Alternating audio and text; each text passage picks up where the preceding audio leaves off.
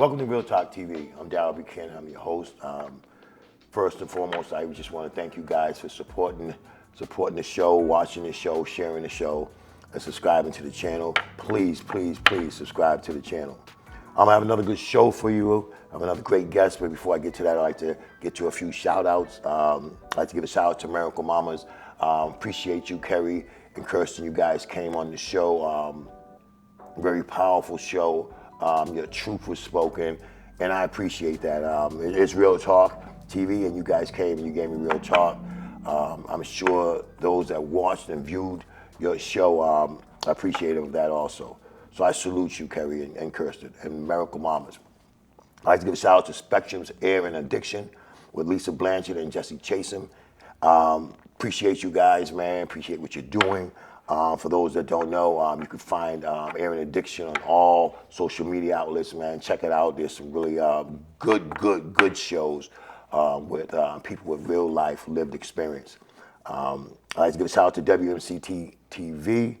Like I said, without them, this show wouldn't be happening. I appreciate all that they do, and just editing and producing, the whole production team. And I'd like to just give a shout out to Alex, Ryan, Mike, and Matt here at WMCT-TV. I salute you guys. I'd like to give a shout out to Recovery Connection, my peers and also my co-workers there. Appreciate everybody that's there. I appreciate everybody that comes to the center and supports supports the center. And as we support each other, we have an open house coming. I finally got the date for the open house. It's called Open House and Membership Appreciation. What we're going to do is invite the public in, invite people in to see the center, see what we're doing, and at the same time, we're going to show appreciation to some of the members there. The day of the open house is May 26th. That's a Friday, and it's May 26th, and we're going to be open from 10 to 3. We'll have a guest speaker around 2 o'clock, and just appreciate you guys coming in, showing up, bring a friend. Come down, get a bite to eat. We're gonna be cooking out and just doing some things down there. I'd like to give a shout out to Mathematics, man. You consistently, brother, you consistently support me, and I appreciate the messages. I appreciate the clips that you sent me, man. I never asked for them, and that's what's really the beautiful thing about you, brother. I didn't ask you for nothing, and you just come through, and it's like you like to see people win. And brother, I just want to let you know, man, you're spreading the message, and I appreciate you, brother, and I salute you. And I can't wait for you to come back and do part 2. All right, with that done, like I said, I have a good show for you. This brother was supposed to come in a few weeks ago, but because of some things happened personally, I had to push him back. But we have him here today, man. I'm honored to have him here, man. I'm proud to have him here, and I just can't wait to hear his story. I have Marshall Lane. He's the founder of Tiffanys Recovery, and he's also a person in long-term recovery. Like I said, I'm really happy to have him here. Brother, can you tell our people just a little bit about you? Yeah, sure. I'm a person in long-term recovery. I struggled from a young age, probably like 12 or 13, with drug experimentation, substance use. Born out of some family struggles and things, and some mental health stuff that I was dealing with at a young age. And that seemed like it was kind of like the way out, a way for me to escape those problems. Escapism is a big theme in my life. I've been in recovery for almost 10 years. I think December would be 10 years for me. Congratulations, bro. Thank you so much. This has been the most important, meaningful, valuable thing I've done in my life, and it affects everything else, and it helps me to be the person that I need to be for the people that I care about, which is like pretty much everybody, just like everybody. And being able to share my experience and, help people find, happiness or health or recovery, or help them discover their potential in life has really become, my mission. As daunting as it has been, I just continue to press on. And, I just plan on doing that. So that's good stuff, bro.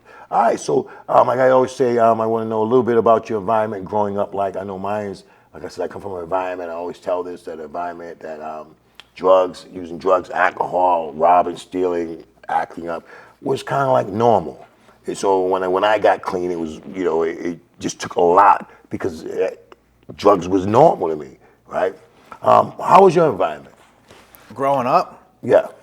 so like I tell this story a lot, like when I do commitments and go out and speak. And I'll kind of share with you, you know, like start from a young age, you know, like two parent family in the beginning. Mother and father, you know, were kind of poor. My father, you know, was diagnosed with bipolar at 18 years old, was medicated with lithium. It was pretty serious from an early age.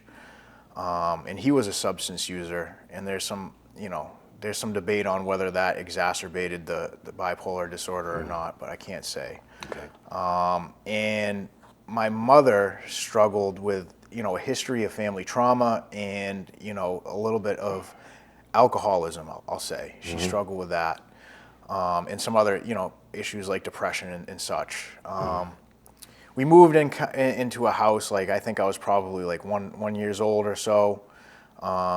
It wasn't a really nice house. It was a really cheap house in Hamilton, Mass. We lived in a poor neighborhood in a rich town, right? So, you know, like that definitely kind of set the stage for, you know, that kind of stigma of being a poor kid with a bunch of other really wealthy people, wealthy kids. My sister was born, I was 2 years old, I believe, yeah, just about 2. And I'm actually kind of seeing it now. Like, I really connected with my sister. Like, it was a friend. It was a ready-made friend, right? Gotcha. You know, like obviously, like my parents convinced me, like you know, and we just began spending a lot of time together. You know, and I really connected with people. We had animals in the house. I connected with animals. Well, you just have one other sibling? I had one other sibling, just yeah, one sister. Tiffany. Gotcha. Tiffany was my sister. What's her name? Her name was Tiffany. Tiffany Lane, yep. Okay. And, you know, things were just kind of normal, you know, in the early childhood phases, but there was some kind of like problems bubbling under the surface. Like my mom struggled with her mental health issues and some drinking, and my father began to struggle with his bipolar, and I think he stopped taking his medication, right? I think I was like around 6 or 7 years old, and like the problems in the house just became pretty severe, like fighting and stuff. My sister and I witnessed it. Obviously, there was nothing we could do about it, like that powerlessness, that helplessness kind of like, you know, began to develop in us. And when I was about 7 years old, my mother kicked my father out of the house. My father left, like he was gone, you know, and then like, you know, it just kind of went to that like single parent household. We stayed with my mother. And my father would see us on Wednesdays, and every other weekend we'd spend time with him. He ends up getting remarried to a woman he meets on a dating thing. She's got 2 older sons, like 5 and 6 years older than me and my sister. So I didn't have a lot in common with them, but we'd spend time with them, and I'd spend time at my home with my mother. My mother, I don't think like, you know, this was kind of thrust upon her. You know, here she is, a single mother. She's got 2 young children, you know, and obviously like we're having struggles. Like I had struggles in school. I would misbehave. I'd do a lot of things to get other kids' attention, and I'd get punished for that. It wasn't long before, you know, I had started having to have like meetings with teachers and seeing therapists. And This is in grade school, or? yeah, it's grade school, probably Right like from the rip, huh? 8, 9, like 7, 8, 9 years old. Like there was an issue, emotional dysregulation. And probably a lot of that had to do with what was going on in the household, right? But they diagnose you. Yeah. So I get diagnosed ADHD. And like that's where the labels come in. Like I know like stigma's gonna pop up in these conversations. Yeah, right? we're gonna definitely talk about that. No, well, definitely, yeah. You know, like You the mean- labels and so like because I struggled in school, I couldn't sit still. I struggled to pay attention. You know, like the teachers didn't like me because I was almost like the black hole in the classroom. Like I'd make people laugh, wouldn't pay attention, things of that nature. Disruptive, right? Disruptive. Me too. That's a good word. Yeah, disrupting others, right? But it's probably just, it's a cry for help. It's a cry for attention, right? Yeah. They have these models in psychology. They have like the peer, I mean like the parental raised model, and then they have like the peer raised or reared model. I wasn't happy with my parents and my family life. I was really unhappy with that. So I always looked to my peers for connection, right? Like that became like the dominant kind of relationship piece for me. And because I was so disruptive, like you said, they ended up putting me in like some special classes, right? And I did struggle. I struggled with language. Language was really hard for me. Oh yeah. Yeah, but I excelled in other areas. I excelled in like, mathematics, in the sciences and things like that. I was always been interested in how things work. So I maintained decent classes there, but when it came to language classes, I was, designated to these special education rooms, these special education teachers. Which also has labels. I was in them, and Yeah, well, they tell you you're stupid. Like, you can't be with the other kids. Like, you're not smart enough. Yeah, There's something exactly. wrong with you. Yeah. It's like it's from a young age, and like that's where like the kind of the anti-authoritarianism gets kind of installed into you. That's the birthplace of it. Yeah, most definitely. And like the distrust, like not trusting teachers, not trusting my parents, not trusting society. And like, so like the misbehaving continued. I eventually like was prescribed to various ADHD drugs. And I remember like the different drugs would cause different problems, like emotional problems. Like I remember they gave me Ritalin, and it just caused like real serious emotional issues like depression. I was really sad. And I think there were some other drugs they tried on me I didn't like. Eventually, like probably around 9-10 years old, they landed on Adderall as being like my drug. And I liked the drug because it perked me up. Like I just like. I mean, it's like a roller coaster, up and down, right? Well, it helped me focus, like, because my mind's always going in so many different directions all the time, And my mom would say things like I was lazy. I don't think I was ever just lazy. It was hard for me to control the flow of thinking, And I know like the thinking in my mind's a little different than others. I'll get into that later. Is where, like, I produce thoughts visually. Right? Like I see things visually. It's hard. Like I struggle with the language piece, like understanding things verbally. Like people would try to explain things to me, and unless I could see it, now that I'm older, language is easier. But when I was young, it was a real struggle for me. Wow, that must have been tough. It was really tough, But anyhow, the Adderall I liked. It helped me focus. It helped me kind of get through school where I wasn't fidgeting and like, all nervous energy all the time. And eventually, that was the first drug that I abused. Let me ask you a question before. So did your father stay the whole time with you, or was there a time that you guys' relationship severed? Or after they separated, I would see my father regularly. Like, so he still stayed good? He was good. He would take us to my stepmother's house. Like we spent time with stepbrothers and my stepmother. Good stuff, Like my father was a good father. He was the best father you could be. Okay, cool. Bipolar is an interesting disorder. Like he was a sweetheart. He was a nice guy.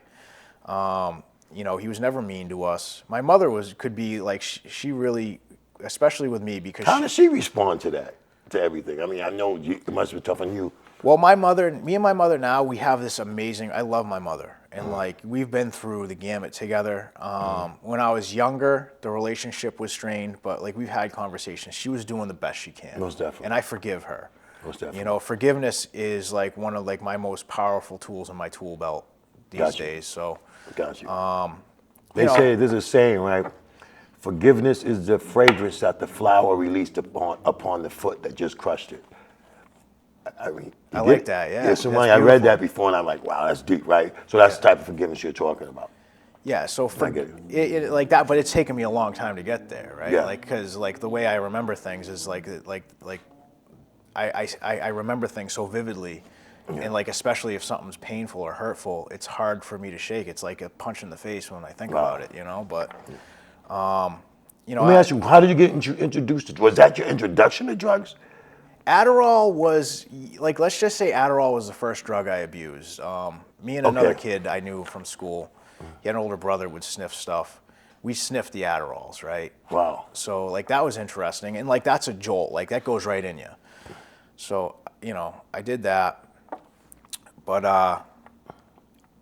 besides that, like I just kind of began like smoking cigarettes. Like other kids would smoke cigarettes, smoking. Then my mom caught me and made me smoke like a whole pack of cigarettes, and I got sick as a dog. You know what I mean? But wanted more afterwards, right? You know, but that didn't stop me from smoking cigarettes. Yeah.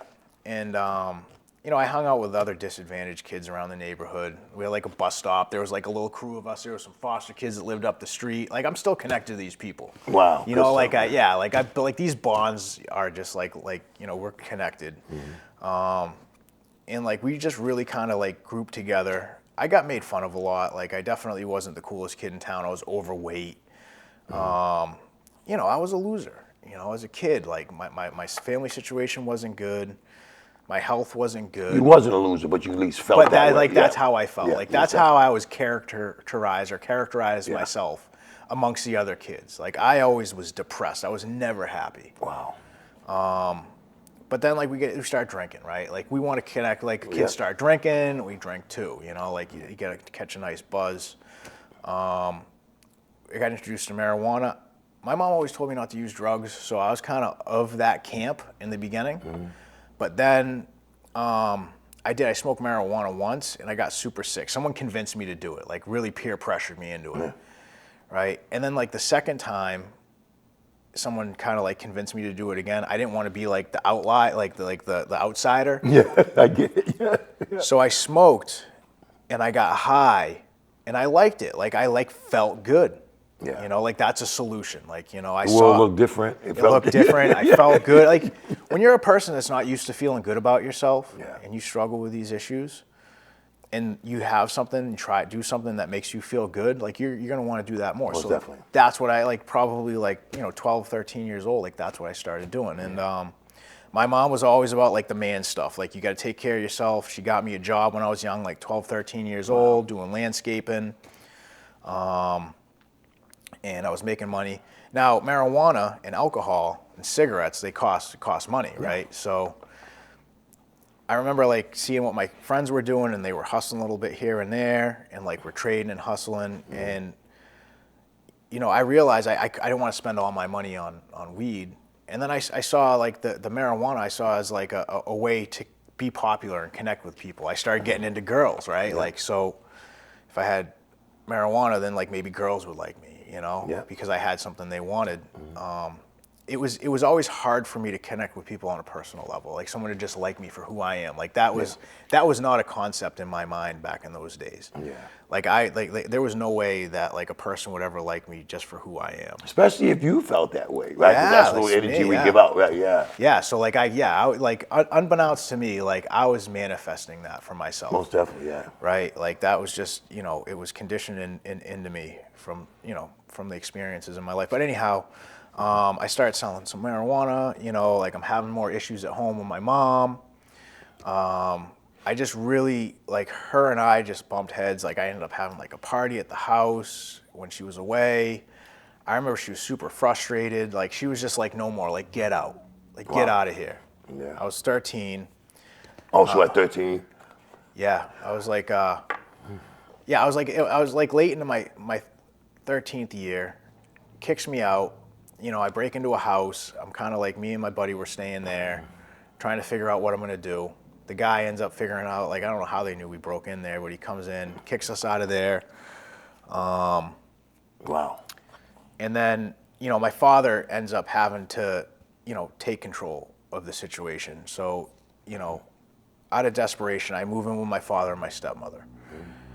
And same thing over there, hanging out with the neighborhood kids in Beverly, smoking weed, drinking. Isn't it funny? No matter where we go, we find them, right? Well, we find, yeah, like they're there. Like we they're find our place, right? We find, we get in where we fit in, man. Exactly. Like, that's what it is.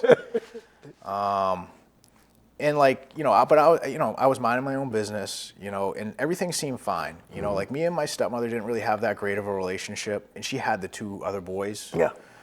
I was going to school. I went to a vocational school, so you know, like I'd just take the bus from there. And I remember like one day I went in like the house, no one was around, so I was stealing booze, and I stole like a nip. It was a Seagram 7 nip. And my stepmother came home. Now that was a gift to her from one of her good friends. She worked at a restaurant, and she saw it missing. She starts asking around like the house, like who took it. You know, so like I'd obviously done worse things. So, Yeah. you know, I admitted to, I told my father, I'm like, listen, I took it. And I remember he tells my stepmother, and like it was like, I think for her it was like a chance for her to really just unload like all of her frustrations with me living there. And I remember I was up at the top of the stairs and she was berating my father about like, you know, me being there and like, this is your son and you're a bad father, and like he's like, it's not Wow. my, you know, She like, went in like that, huh? she was mad, right? And like I wasn't used to it, and I was just like really just sick of having to be treated like that, you know. And I went off on my own. I left. I took my little possessions that I had. I had a friend that lived, you know, in town, so I walked down the train tracks to his house. He was a little bit older than me. I was good friends with his mother because I spent a lot of time with them. And let's see, so like, yeah, right around this time, like late 13, early 14, he had a car that couldn't drive yet, and I ended up sleeping in the car that night. And he used to come out and look at his car. It was his prized possession. And that next morning, he saw me sleeping in the car. Oh, you didn't know you were sleeping? Yeah, the doors were locked. So he comes down, he sees me in there sleeping in the car. I go in, I talk to him, and I talk to his mother, Cindy, and tell him like, hey, like I really don't have a place to stay. Oh, yeah. And they agreed to just kind of like let me stay there for a little while. And I ended up staying there like almost a year. Wow. Now that like was a shift in my thinking. We went to school, I hustled weed to make money, did odd jobs or whatever. You know, I was really avoiding like my mother and, you know, my father and stepmother. And I just kind of like existed like that. And like what I experienced and learned from that is like Cindy, like she, in my mind, she was like a saintly person because she really cared about me as a person. Is that the first, well, it's obviously not the first person to care about you, but is that the first person you thought cared about you? It's the first person that I felt connected to, that I felt comfortable with and like had like a relationship with.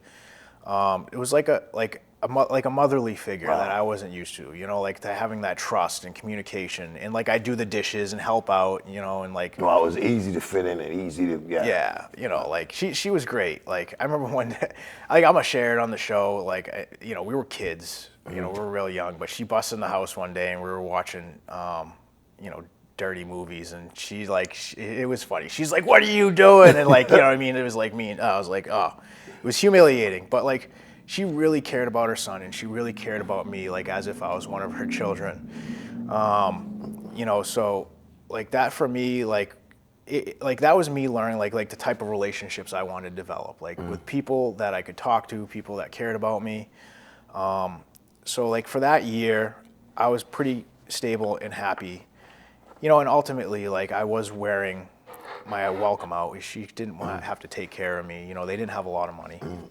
But what happened is my stepmother decided to divorce my father. And, you know, she told him this, and he had a mental breakdown, right? Like, he couldn't handle it. His bipolar kicks in, and he gets institutionalized.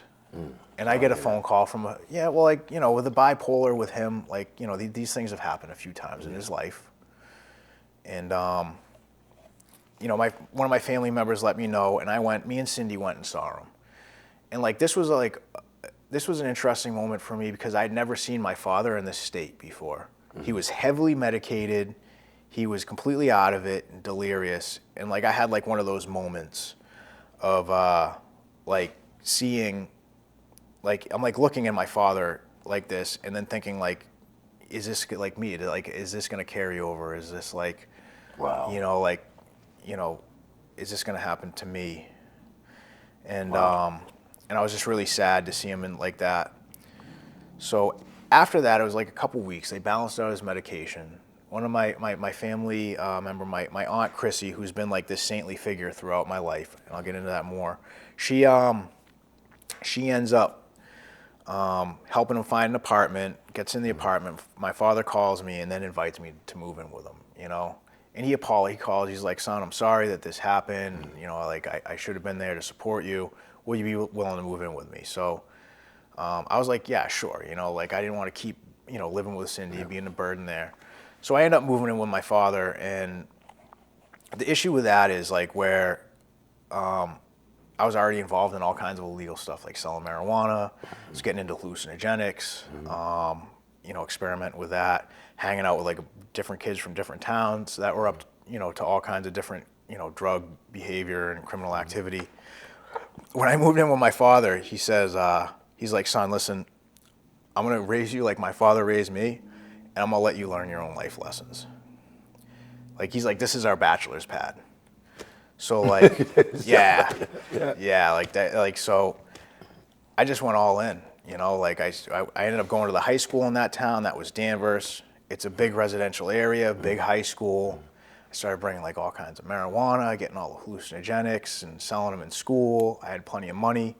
I just kind of forfeited my education, drinking and partying. I had a few bad, like really bad, like acid trips where, I was arrested. I was institutionalized for those, put on probation. When you're young, that's what they put you on probation. Let me ask you, is that your drug of choice? Was that your drug of choice? The hallucinogenics? Or did it get worse? Did you go to the high, like the coke, the heroin? Did you? So yeah, I'll get to that, right? Like, let's get up there, because like it starts innocent enough. It's like you're a kid. Yeah, because I'm interested in that. Where it progressed, and where then I want to really get to where it progressed, what you thought about the progress. When it progressed, how was like the bitter ends, how you felt about that. So because I remember watching some of your story, and like you were introduced at a young age to these hard drugs. Yes, some of your stuff talks. Yeah, it reminds me of me. You're 13. I was in on my own after 13, kicked out. Yeah, so I was watching special classes. Yeah, all that. Yeah. I'm listening to that. Yeah. Yeah, like definitely like rebels for sure, right? I can identify with that. Yeah, 100%. Yeah. And like it's about our environment. It's what we're introduced to, and like hard drugs really weren't that prevalent in like that kind of culture of like me growing up. We were introduced to cocaine once, and I didn't really like it because I was doing a lot of hard hallucinogenics and stuff like that. They were pretty powerful, and I didn't have a lot of responsibility, so it's like I could just trip out for days on end. Yeah. Like so those at the time, they're like the ecstasy and all these other things and the raves. Like that's what the kids were doing. Like, and I wanted to fit in with that group. So yeah, like I went through that stuff. I got institutionalized again because of a bad acid trip. I had to do like almost a year of treatment, which was awful. It was like Tewksbury State Hospital, an old tuberculosis ward, and then I did like the Ryan House in Lynn. It was all state stuff back then. Like this is pre Affordable Care Act. Insurance pays for everything. You went to the Ryan House? I went to the Ryan House, man. Wow, you went there too? Yeah. Green Street, right? Green Street, yeah, I did that. I was there for like almost 5 months. Yeah. Back in the day. Yeah. So like I was, I did all that. Obviously I didn't learn in that extent. But how did it end up? Where'd you end up? Did you end up? I know it's substance use disorder, but as heroin. Where was it in? Like I said, for me, it was crack. I remember being. It's always been crack. Let me just keep it that way. I mean, it started off, with drinking and other, but at the end, it was just always been crack. And I remember being at the end where I had a couple endings, but couple bottoms. But I was in the hallway crying with bags tied on my foot because I stole my sneakers, and I walked in the snow in a blizzard to get it with like $13 to get a 40 from the guy. He says, "Come." I got there. After about 2 miles walking, he said he didn't have it. And I remember crying in that hallway because I didn't have no drugs. It wasn't because the people were looking for me and I robbed my mom and I robbed my daughter. It was none of that. It was because I couldn't get high. Because it was a desperation. I couldn't get high no more. I just wanted that next one. And when I look back, I'm like, damn, that was, yeah. So how did it end for you? I mean, what was the end like? So, I'll share I'll get into that, and I'll speed it up because it is a kind of like I'm going off like. Yeah, I want you. I want to get all this. You got a hell of a story. I'm talking about prison. You got a hell of a story, so I would like to really touch on all that. All right, so I ended up kind of like after that treatment, like I still would use drugs. I ended up getting a job on fishing boats, and then I got a call on the boat one day from the Coast Guard that some of my family died. Wow, sorry to hear that. Yeah, and like that was that. Like I thought it was my grandfather. We come in. Like I had this really good girlfriend at the time. Like we were in love. Like we might have a future together type of thing. Was it the first girl? It was my first. The first girl that you really cared about. It was the first girl I get it. Like her, like I really cared about. Like yeah. I get it. I understand. Yeah. So I ask her when she picks me up from the boat. I say, like, hey, like who in my family died? She's like, I don't want to tell you. I said, you got to tell me. Like I'm gonna find out. And she's like, your sister's dead. Wow. Is that where we get Tiffanys Recovery? That's where Tiffanys Recovery comes from. Cool. Let's talk about it. But go ahead, let's finish. Yeah. So yeah, Tiffany was 18 years old. She was in Florida with one of her boyfriends, and he gave her a whole bunch of pills. He was involved in the whole pill mill thing, and she took a bunch of pills, and she went out drinking that night. She went to bed and just slipped into a coma. She just never woke up. Sorry to hear that. Yeah. She overdosed, and like that was a shock to the system, and like that's where my life starts changing, and the drugs start to change, and the atmosphere changes. Me and that girl started, like, I was angry at her because she wasn't spending time with me after my sister died. I didn't think she was supporting you enough. I didn't feel like she was supporting me enough. I'm angry at the world. I lost my sister. Yeah. Like, we were gonna have a life together. Like, she was gonna have a family and kids, and like we were gonna be, like, that's all done. You know what I mean? Like that's all you had, really. I mean, you said we your mom were tight, and your father. Yeah, you was your sister. Yeah, bond. Yeah, and like we didn't, like she went out on, like, we weren't on the best terms. And wow, sorry to hear that. It was just super painful. It's been painful for the whole family. It hurt everybody. So I started going to bars and drinking a lot, hanging out with like the old friends, the old crowd. Yeah. And I got introduced to two drugs that really changed my life and puts me in this seat right now in front of you. Is people were using cocaine and going to the bathrooms. So I started using the cocaine. I didn't like cocaine. I've been prescribed Adderall forever. Yeah. You know what I mean? Cocaine really didn't do much for me. It gave me a little bit of anxiety too, which I'm already a pretty high energy, anxious person. So, somebody, like, I thought it was cool going to the bathroom with girls and guys and like going to, like, you know what I mean? Like that, like, how am I going to miss out on that? Yeah. But people, like, someone asked me, they're like, hey, can you get this? Because I would sell weed here and there. I said, let me find out. So I talked to my connect out in Lynn. I was like, hey, can you get me this? And they were like, yeah, no problem, So especially in Lynn. Yeah, like that's where I was getting that's where I was getting a lot of my drugs from. So I got an 8-ball, broke it up, was selling it at the bar, it went like this. And then like I got more, I got like maybe a half ounce, and and what I realized is, like, I'm selling weed. I sell a bag of weed in the beginning of the week. You know what I mean? Someone's not going to come back and buy another one maybe till the end of the week. You sell a bag of Coke, 10 minutes later, somebody's buying another one from you. Yeah.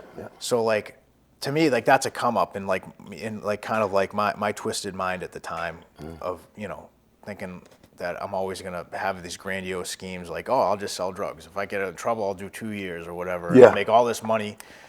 And one of my buddies was getting these big jugs of Vicodins. It was during the Farmy push in the early 2000s.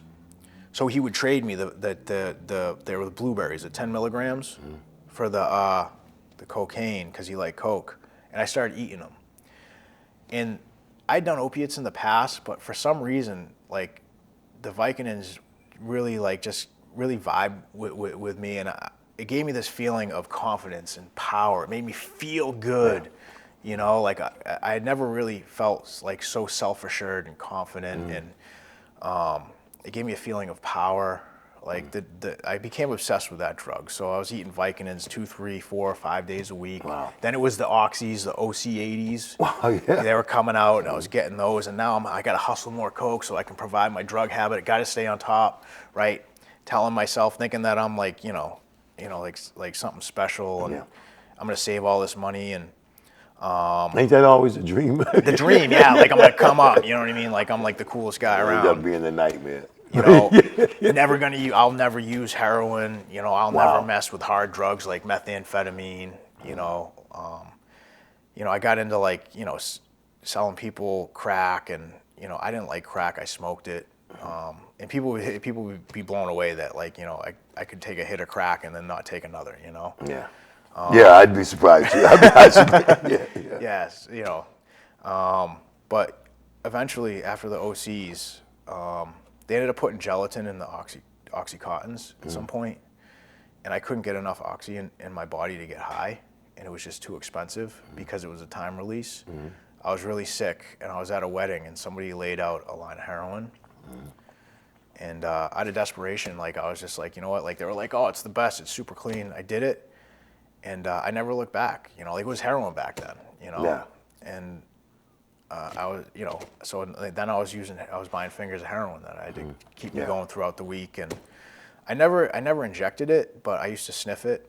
And, my drug deal. Lucky, man. I lucked out on that Yeah, front. I that's- came close. Yeah. But Those are Yets, right? Those are they're the Yets. Yets. So, 26 years old. I'm selling, whatever I can get my hands on, trying to make money.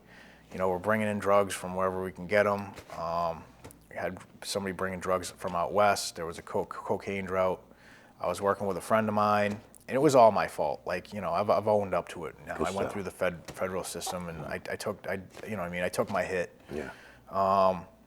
And the feds were onto us, local drug task force, and that individual, my friend that I was working with, had me come to the house. I came to the house, and there it was. You know what I mean? I had 9 local drug task force agents and federal agents holding guns in my head, telling me to get on the ground. I'm sick. You know what I mean? Like that. It was all over. Yeah. And she ended up getting 3.5 years, and I was sentenced to 11.5 years in federal prison. So you never even made a detox. Prison was your detox. Huh? Prison was my prison. Yeah, a cold concrete floor was my detox. Wow. Yeah. So tell me a little bit. So you ended up getting 11 years in the federal system. Yeah. What was your thoughts when you went there? I mean, what happened? What was the process like of getting clean or deciding that you don't want to utilize it anymore? I needed, even when I was in the holding cell right after I got busted, I needed stimulation. I remember sitting in that empty cell and I was just asking for books. I remember this tall cop, you know what I mean? This goofy look, and I was like, give me some magazines and some books or something, he didn't want to help out. I needed something from to stimulate my mind. They let me out on that. 3 months later, the feds indicted me. I was using when I was on in the county, right before the feds got me. I was using again, so I had to detox a few times. Sick, got back out, start using. Feds pick me up. I go back in. I'm sick from using the opiates. I got back out on bond. I bonded out. And then I went on the run, like I mentioned earlier. I was I didn't know what to do. Am I gonna, work with the feds and cooperate and get a reduced sentence? What am I gonna do? Or am I gonna do 10 years or more? So I didn't know what to do. And my old thinking is I can escape this. I can figure this out. I'll go on the run, And that's what I did. I was out in California hiding out. And it wasn't 5 months before I got busted out there again. Yeah. I got, somebody must have told the cops I was out there, and then I got shipped right back out here. Yeah, we think like that, but we forget that wherever we go, we take that same mind with us that knocks on the penitentiary walls in the beginning, right? No matter where we go, we're gonna knock on the penitentiary walls until we change it. I want to get back to talk a little bit about Tiffanys Recovery. Okay. I didn't know that was in your sister's name. That's a beautiful thing, man. You know what I mean? What a beautiful thing. Tell me a little bit about it. What do you do? What is it? Who are you trying to help? And how's things going? So Tiffanys Recovery Incorporated got started during COVID. I've been out of prison almost 4 years now. Congratulations, yeah. Thank you, yeah. And that's a big deal. Yeah, it's huge, right? And I've worked really hard to get where I am today, and I put the drugs off and everything, and I just focus on my life and the people in my life. So Tiffanys Recovery started when I came home. I realized I can't go back to hanging out with these old crowds of people. I got to I started connecting with recovery communities. Okay. Now, that whole environment was all right, you come to these meetings, you sit in the chair, you got to listen. I don't do well in that environment. Okay. Yeah. I feel you seen me already. I just I feel bad. You know what I mean? No, you're good. No, I'm good. I'm with you. Yeah. But people, it's just, it's a lot, you Yeah. know, and that, it helps me in the sense of I'm very active and I'm good at doing my job, but to sit still is not an easy thing for me. So I was really getting bored with the meetings and I was trying to find connection. And we talk about the stigma. I remember I go to these meetings, I go to these events, I go to these places. It's hard for me to connect with people. There's nothing after. I wasn't making friends, right? And I remember I asked a guy on one of the recovery social media things. I said because he was I got my 7-year chip. This is a big guy. He was really ripped up and he seemed cool. And I said I love to see all the stuff you're doing. Are there more recovery events and stuff I can do to connect with people? And he said, you need to go to a meeting. And I said I'm going to meetings, but I want to find cool, fun stuff to do. Yeah. and he said, like, he's like, yo, bro, like, obviously, like, you like, have you done the steps? Have you done? I was like, no, like, I'm not, like, I didn't ask for that. And like, then he just, like, on the social media, he just got like real cruel and disrespectful. He said that I was drier than a nun's, I'm not gonna say the word. Yeah. And I literally, like, I went in on him in like the comments, and I was just like pretty much was like, I'm coming for help, and like you're treating me like this, like you're a real degenerate. Like, I feel sorry for you, like, shame on you. And then, like, I didn't like that there, and this was like kind of during COVID, so I didn't really get a chance to see like what was going on with all like the recovery events and stuff.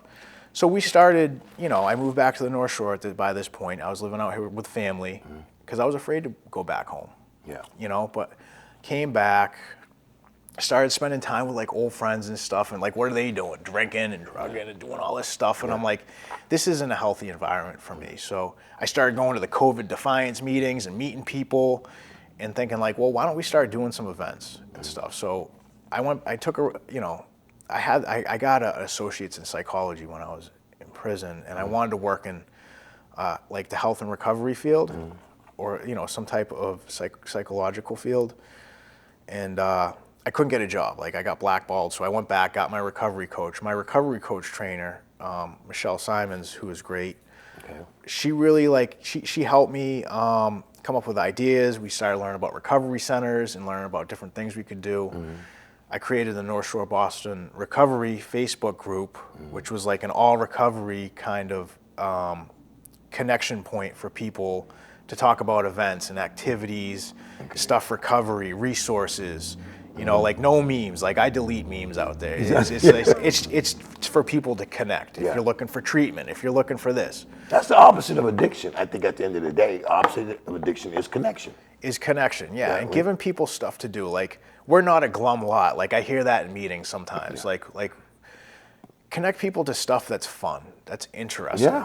Like telling somebody like, hey, like, either your choice is to be out in active use or like to sit in a meeting over here like 3 days a week. Like, I feel like there needs to be more. Like, that was my thinking back then. That's where Tiffanys Recovery came out of. There needs to be more options for people, more ways to connect and have fun. More ways for people to build their lives up to where they want it to be. Like, every human being has infinite potential to reach.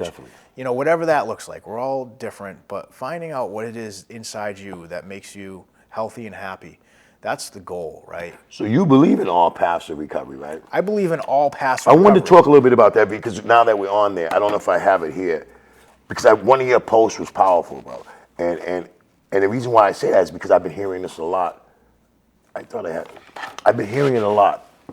And I just want to just go over just a little bit, and you can elaborate on it. Yeah, please. Yeah, but it was powerful, and I actually shared it because that's how powerful it was to me. I was like, damn, that's powerful, because I've been hearing it constantly. I talk to a lot of people. I'm constantly talking to people, in recovery. And you said, I've seen a lot of recovery people criticize, disrespect, and degrade other people with addiction struggles because they continue to use certain drugs or medications. Essentially, these folks are pushing their ideas in supreme recovery onto others to devalue that person. Everyone is entitled to their own opinion. And you're right. We always talk about the public stigmatizing us. They don't understand us. But we do that in recovery, right? We judge each other. We create barriers. You judge somebody and say, yo, you shouldn't be doing that. And if you don't do it this way, or if you don't do it that way, then you're not doing it right. That's not true, right? Your path is your path. I don't care. Like, I personally, and I haven't always felt like that, but after getting educated, it's like, wow, I don't want to be the one to put barriers in front of nobody, right? That in front of their process. So I don't care if you have to walk dogs. If walking dogs keeps you clean, keeps you healthy, or gives you a better quality life, then I'm good with it. You know what I mean? But there are a lot of people that are not, and a lot of people are being pushed in corners, like you said, disrespected because of their path don't look like somebody else's. Can you talk a little bit about that? Yeah, no, I would love to talk a little bit about that. Yeah, because this is the post tonight. When I read it, I was like, wow, So Unbelievable. that post came about because somebody said that they were looking for a sober home. Okay. For somebody that was on Maladaptive, right? So that person is looking to better themselves. Okay. And then somebody put on, it was in North Shore Boston Recovery. Someone's looking for help. And then somebody commented on that, like, oh, they won't find a sober home anywhere. They won't take them. They're just going to bring down the other people. They're going to impact other people's recovery. 110% abstinence is the only way, right? So like that wasn't helpful at all. Like you're just criticizing somebody. So like I put MASH on there, like the Massachusetts Association of Sober Houses, and then I said like start calling sober houses. Like someone will, what they'll do is they'll lock that person's medication up. They're not going to tell everybody what that person's on. Yeah. And then like when that person needs their medication, the house manager will dispense it to them, and that person can get the help and the care that they need, right? Like that's what we do. So like it's just, you know, and I get like people have those experiences and that's their recovery pathway, but we work in this field. Like we work with these people, we're educated, right? So as soon as a person comes into some type of recovery setting and has a bad experience, right? That exponentially decreases the chance of them wanting to come back again. Almost definitely. So like this is the reality. And I feel that whoever's out there and struggling with, you know, substance abuse problems, addiction takes on many forms. And it's a natural human process. Addiction, it's just a maladaptive trait because I study a lot of stuff of psychology and what's called evolutionary psychology. And human beings are great at survival is because we will work extra hard to get the things for ourselves that make us feel good, right? So like those reward systems, like things like sex, food, shelter, power, right? Things like that make us feel good, and they trigger our reward system. So guess what happens when you put drugs in your body? It's triggering that reward system. So it's telling you that you did something good. So you want to do it again and again, right? And for some reason, you know, and there's multiple different reasons, some people just, they can't regulate it and they can't stop. We see it with alcohol, we see it with opiates, we see it with benzos. Some people say it's trauma-based, sometimes it's not trauma-based, maybe people just really like to do that. But at some point, it's gonna cause problems because the addiction, it becomes an obsession, right? And with that obsession, other things are gonna falter. Our relationships, our jobs, our like these other things. And like that's what you see, like the problem comes about. But it's all built off of these natural, you know, kind of neural networks that are built into us that were there originally for survival. It's just a maladaptive trait, right? So when a person is coming for help and they say like, I'm struggling with this, at no point in time should anybody say, you're not good enough or you shouldn't be here. I agree. Like that's, and like that, I think that's like the biggest problem today. And I think if we collectively came together and, you know, we work towards like saying like, let's accept everybody and figure out how we can work with people. And like, and I get it. Like you got recovery meetings. You don't want people coming in like completely intoxicated, disrupting the recovery meeting, but like have like liaisons or people in there to sit with that person or talk with that person on the side. Tell them you're welcome to come here anytime. You know, like if they're disrupting the group, like maybe don't, but figuring out ways to include people, because those are people that are most important. If you got 10 years recovery and you're sitting in a recovery meeting, right, like you're good. If you're walking in that meeting completely intoxicated on 3 different substances, right, like you're the one that's supposed to be there. Like you need to be, get the help. You need to be there to get the help. That's what they say, that's the most important person. And not only that, I say a thing, and you're right about that, I say a thing where a lot of people have a lot of years but are not enough days. You know what I mean? They forget. It's all about that person. You're right. You meet people where they are. I don't care. And I, you know, working for Spectrum, and I have a director, man, that we don't care who comes in the door. Right? I used to be that person. Oh, that person's not that. But it's like I don't care. You come through that door of recovery center, I'm gonna help you. If it's you need something to eat, whatever it is, whatever I can do, I'm not turning anybody away. Right? Because I remember all the times I came in there on different levels of my disease. I went high on all that. You know, I've always got love. So I kind of like push that back, but not to get away from what you're saying. You're 100% right. We have to respect everybody's pathway. And we have to come together collectively, like you said, in unity. I don't know how and why we still do that. amongst ourselves, man, and you can kill people like that. You know what I mean? We're dealing with one of the worst epidemics we've seen. Like there's been opiate epidemics in the past, right? Like it's been going way back. Like opiates have been part of like human civilization for a long time. Okay. The Harrison Act was it was spurred by like, it was legal. There was legal forms of heroin and opiate that people would take to buy it in the Sears and Roebuck catalog, and eventually it became a problem. Yeah, like it was legal back then. You know what I mean? People were giving it to their children. Oh, you're crying, here you go to sleep. You know what I mean? And then like, heroin has always been part of our society, but we're dealing with this epidemic of fentanyl. Fentanyl is an anesthetic. It's used to put people down on operating table. They have anesthesiologists that are paid upwards of $500,000 a year to keep people alive on that operating table because the potential for overdose is so high. Wow. So this is what's running around in the streets. So like it's a life or death thing these days. Like when people walk through those doors, if they're opioid dependents, like we're talking about life or death here. So like the acceptance in, being able to make people feel welcome and feel safe and feel comfortable is of utmost importance, and that's, But that's who we are. That's the spiritual part of us, right? I think the more spiritual or the more connected you get, the less connected you get to that exclusion and judgment, right? If you connect, spiritually, the less you judge people. I don't see, I'm not for judging people. Let me ask you a question. I don't want to get off too much, but let me ask you a question. Aware recovery. I just want to get these in. Aware recovery. Okay, what's that about? So Aware Recovery Care is the company I work for. Where are they based out of?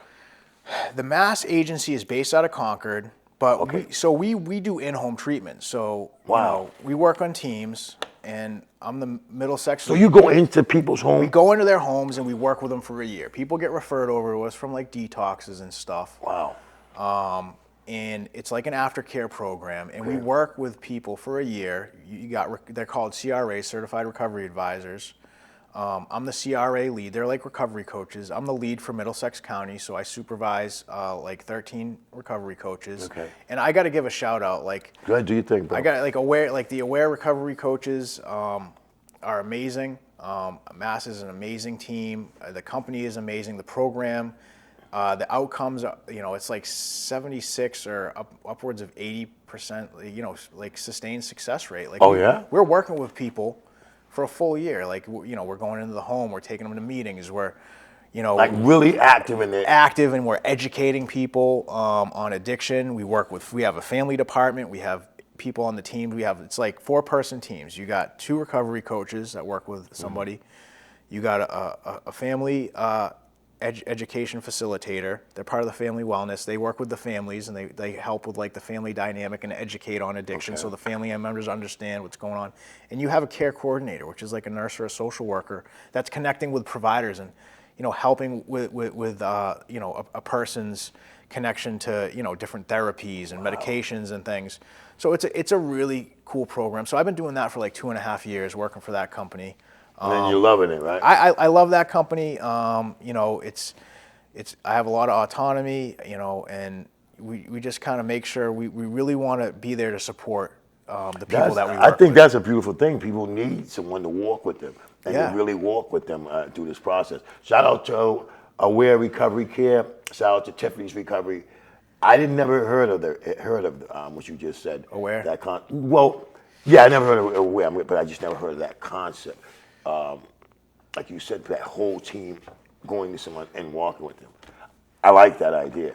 So it's been 2.5 years. I'm sure you have a team. If you want to shout out a few names on the team. Yeah, I'm gonna shout out the whole Mass agency, but I'm gonna shout out like Middlesex County. I've been working with the CRAs over there, for a long time. We have like a lot of like long-standing CRAs too that just do amazing work. Like they heal addiction. Like they heal. Like we watch and we like I use the Sherpa analogy. Like Sherpas. Yeah. You know what I mean? Like they go to Everest, and then you got like the travelers that come and like they want to climb the mountain, and the Sherpas just literally can run up and down that mountain. So like That's what they like that. Well, yeah, we guide. We do like we're guides. We guide people, through the process. We're there for support. Like if people have recurrences. Like, Are you 24/7? They can get or at least one of your team. Dependent, but we have on call and all that other stuff. Okay. But like we're always there. Like clients always have like a place to turn. Like if they reach out to like the CRA, if something's happening, we mobilize as a team. We work through the recurrences, so we'll catch it. Like if an individual says like I'm having struggles, I had a recurrence, which is just like a fancy word, relapse. Like we're right there to support them, know. Good. So and then like there's no non-punitive, right? We're just there to figure out like what's going on, like how can we support you, like let's do a chain analysis, like what happened, like what were the triggers, like where the cravings come from, is it internal, external? Yeah. And like always just kind of working as a team, and I've just seen amazing things done in people's lives, like families saved, people's jobs saved, like lives improved, health is improved, and people, like it's just an amazing company. So, like I said, shout out to Aware Recovery Care. Let's talk about one more thing. Prison to Prosperity. I mean, that sounds just that Prison to Prosperity sounds beautiful. You want to move from there to there. Tell me a little bit about that. So, Prison to Prosperity is a group that I started with Tommy Ward. And I'll give, Tommy Ward's a late act. He's 80 years old. Like he was committing crimes, like with Al Capone, you know what I mean, back in the day. And he straightened his life out, I think in like the late 80s, got a late act, licensed alcohol and drug counselor. And like one of the things that we were talking about is like there's no peer-led reentry support groups. Like it's always done by a probation officer, like they don't allow us to come together, and especially like the people that are ex-incarcerated. You can't be around other felons. You go to jail. Yeah, you can't do that. So we started a recovery reentry support group. It was just all peer-led, and like we had about like maybe 11, 12 core group members, and like those guys, we did a recovery coach training for ex-incarcerated people. We had 11 participants that graduated. Lifers and everything, huh? We had people that got life when they were children and thought they were never getting out, but they changed the law so they got out. Yeah, I remember that shit. And like it was a men's group, and we had both men and women in the ex-incarcerated recovery coach training. But the men of Prison to Prosperity, like they're doing excellent, good right? Stuff. They're doing great. Like not one of them is recidivated. Not one of the members has recidivated. And like they're doing so great. Like I gotta figure out how to get the group up and running again. But like that's the goal, right? Is you create like these types of supports, and people, can succeed and do well in their lives. So that's what we do. Prison to Prosperity has been really great at supporting those. I'll ask you two more questions. We're gonna have to do a part 2. You know what I mean? You got to come back. You know what I mean? Yeah. Well, your story. You have a great story, man. And that the way you told it. But I mean, we're gonna have to do a part. I didn't even get to none of the real questions. But so what I wanted to ask you, I'll ask you 2 more questions, and then what I need you to do is speak your piece. You can. This is the part you can take as long as you want. Just send a message, any message you want. I don't care what you say in the camera. But I wanted to ask you, who are the people who inspire you? The people that inspire me. I didn't want to forget that. So like my family, number one, like doing 11 years in prison, like. Your mom and dad still alive? My mom and dad, I love my mom and dad. Like, are they still alive? They're still alive. My dad lives out in Arizona. Hopefully he's gonna be coming back to live out here. Shout out to mom and dad. Yeah, love mom and dad.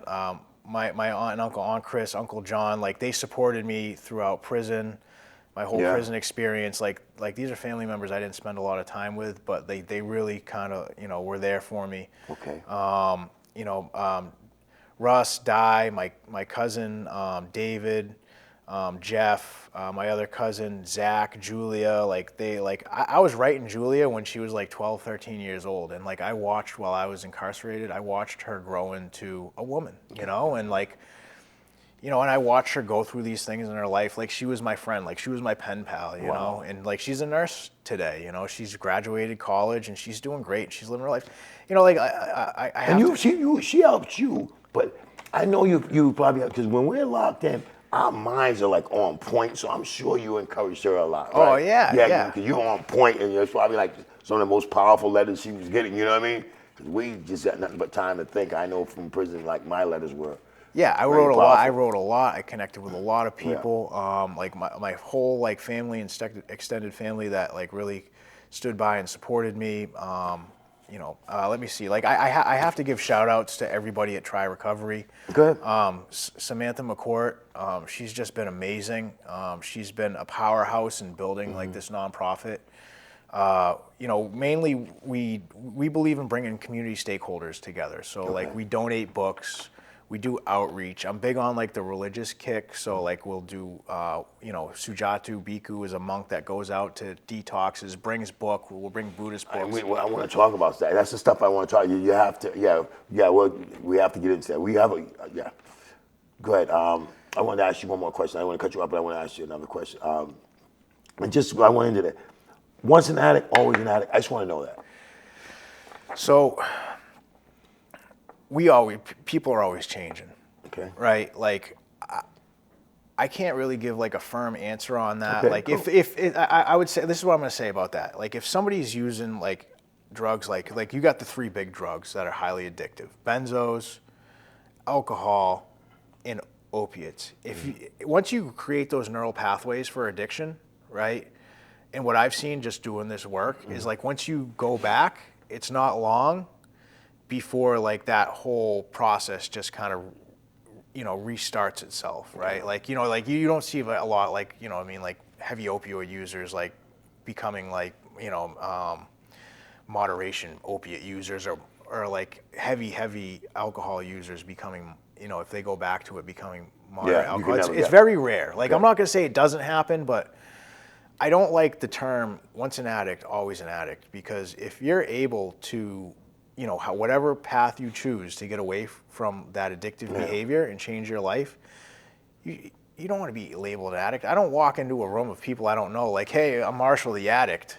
Like here I am, like I'm Marshall. There it is. I'm Marshall the ex-con, I feel like I don't like things that are stigmatizing, and I think people should have a choice on how they want to describe their experiences in life, because ultimately it's just an experience that we had. And if you can move beyond that, and if you want to identify as an addict or alcoholic or whatever else, that's fine too. I feel like I say when I go to groups, I say I'm a person in recovery. I don't like to identify as an alcoholic or an addict, because I don't drink today. I don't use drugs today, and and I will share this. I take no ADHD medication. I use caffeine to regulate my ADHD. I take it in the morning because of the inertia. Like it's hard for me to get out of bed. Sometimes I'm depressed. And I use melatonin at night because sometimes my mind's racing. It's hard for me to sleep.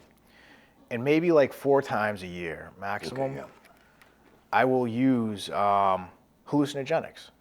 Like that is an experience for me. And it's not for everybody, but for whatever reason, it helps my mind. It really, it helps kind of purge my mind because of all the information that I take in with my work, and the jobs that I do are highly stressful, and it helps me. Okay. It's not something I do regularly, but like a lot in the recovery community, a lot of people might be like, oh, that's a mind-altering substance, like I've relapsed. But I'm not, I got almost 10 years recovery. I don't drink alcohol. I don't smoke marijuana. I don't use any other drugs. So if I choose to use hallucinogenics 4 times a year and it helps me, like I don't care what other people say. If they want to take my recovery date or tell me it's like my last use is like was the last time, I don't care, because I'm going to hold true to what I believe and what I think. And I feel that the day I decided to stop using destructive substances, right, is the day that my recovery started. And if I ever decide to go use a substance that has been destructive in my life, if I choose, then that's going to be my recurrence date. Yeah. Right. But if hallucinogenics is a substance that helps me, then I don't feel that that's a relapse or a recurrence. And that's up to you, and that's your path, and that's your program, and you know what I mean. I support that. I honor it, and I appreciate you being like honest about that.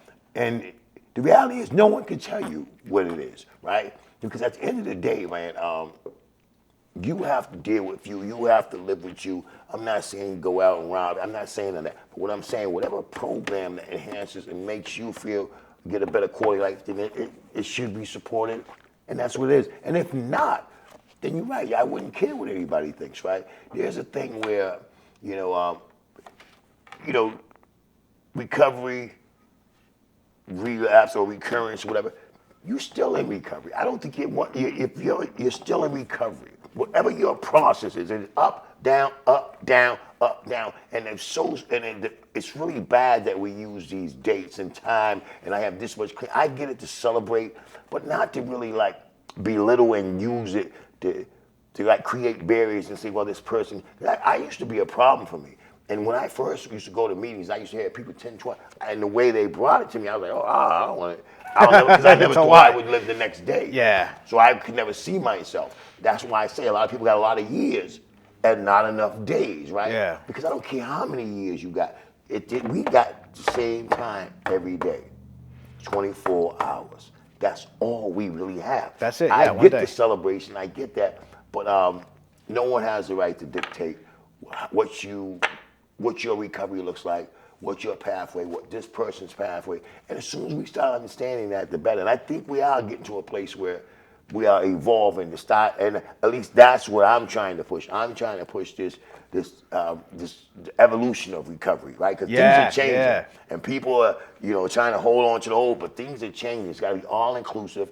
Everyone can design their own path, design, you know what I mean? Whatever it takes, and I think people like us need to just get on the front lines and support whatever helps a person have a better, higher quality of life. You know what I mean? I agree with you 100%. And I will say this, right? Bill W., the founder of AA, used the hallucinogenics when that was becoming a thing. And like he tried to push like the whole board of AA to include that, and they pushed back. They were like, absolutely not. So he was using LSD. Yeah.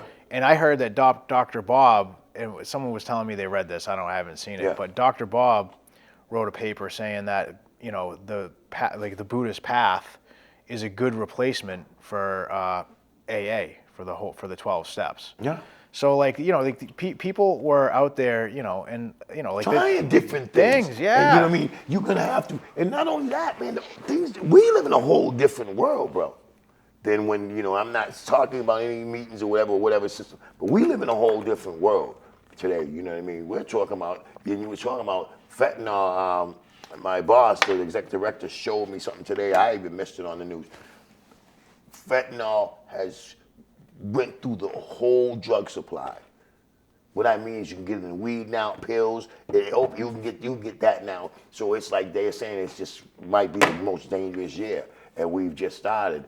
In the beginning, we're almost in halfway, but it might be the most dangerous. So our world has changed, and there's progressiveness of the disease, but there's also progressiveness of recovery. And I'm the type of person I want to be on the side that is all inclusive, right, non-judgmental, right, and very supportive of anybody's pathway that gives them another day, gives them a better quality of life. And that's what it is. Like I said, I don't care if you're walking dogs. You know what I mean? But we're gonna get you back on the first Wednesday of June, because I have to get you right back. I have so many questions. Your story is long, but I want to get it all out because we haven't touched it. But what I want to do is give you time. Say what you need to say. Just think of maybe somebody struggling, or maybe address the stigma, or maybe address all past. Whatever you want.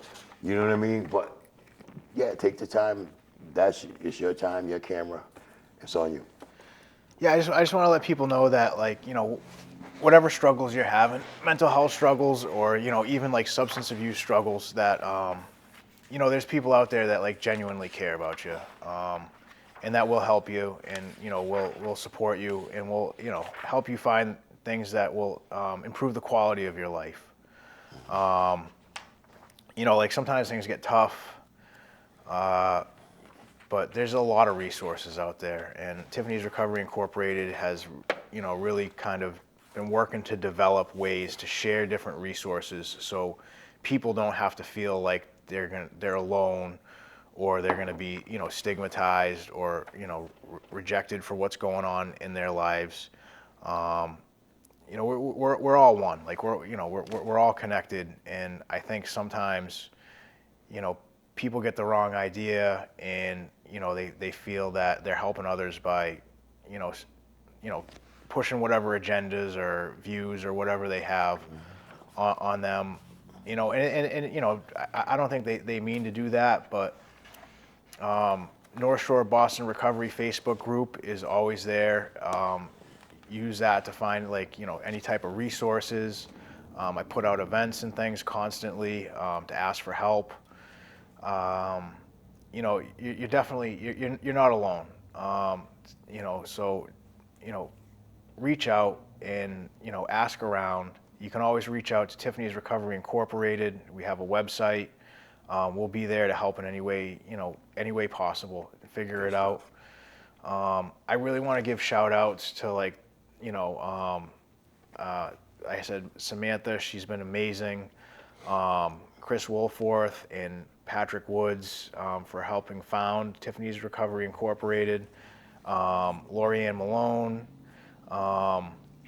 she's one of our board members. Tommy Ward, all the guys at Prison to Prosperity, everybody at Aware. I want to thank all my friends and family. It's just so many people have contributed to the quality of my life, and I always have somewhere to go. To actually have people that genuinely care about me, and I genuinely care about them. I'm just really grateful, and I know there's so many more really good people out there, and I think the goal is to give people the space, the acceptance, the connection, the dignity, and the tools that they need to develop in their lives, like the way that they can develop, right? So they can reach the potential and develop whatever health, happiness, recovery, whatever it may be that they're searching for, right? Giving them the options, right? So that's what happens. People get stuck. They think there's only one way. I can only be depressed. I can only turn to this drug to make me feel good. The more options people feel that they have available, the more chances they're going to have to learn new ways to deal with the things that make them feel not okay. Ultimately, all of us doing this work out here is we just want people to feel okay, feel safe, feel appreciated, loved, respected. So I think if anybody, if you're going places and you're not getting that, you're probably just in the wrong place. But there's people out there that will give that to you. You can always reach out to us. You got Darryl. Yep. Darryl will bring that. People that have been on this show, they'll help connect you. Recovery centers, there's so many resources out there.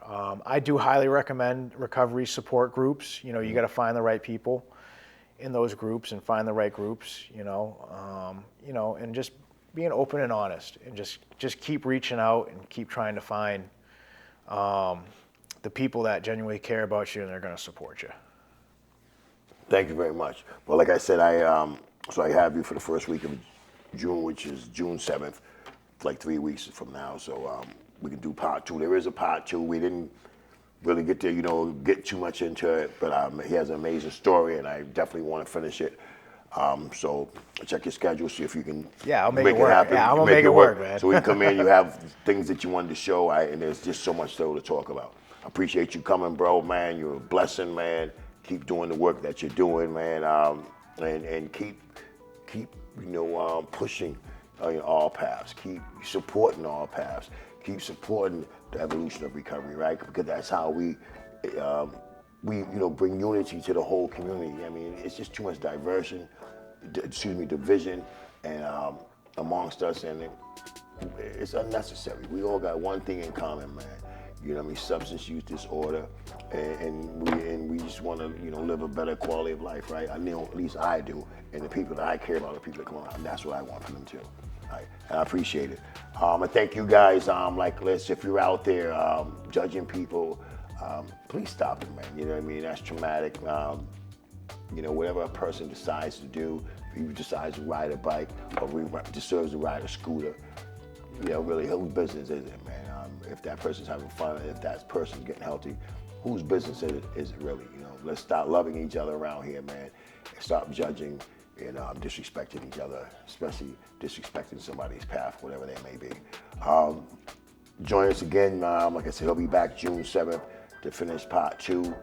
I appreciate everybody that watches the show. And in closing, like I always do, I want to say I love you to my children, Taisha, little Darryl, and Zayla. Peace.